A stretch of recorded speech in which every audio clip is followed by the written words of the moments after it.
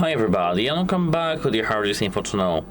In today's video I am going to show you how you can easily update your software on your Motorola Moto G42.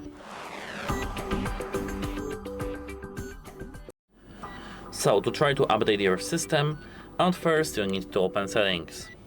Here you have to open the network and internet and tap on internet. Here you have to make sure that you are connected to the internet, either Wi-Fi or data transmission. Then go back to the settings and scroll all the way down. Tap on the system updates and here enable smart updates. They should be automatically downloaded when you are connected to the Wi-Fi, but if you want to download the update, tap check for updates here. As you can see here, we don't have the any update, but here if you have any update on your phone, you have to tap download and then install.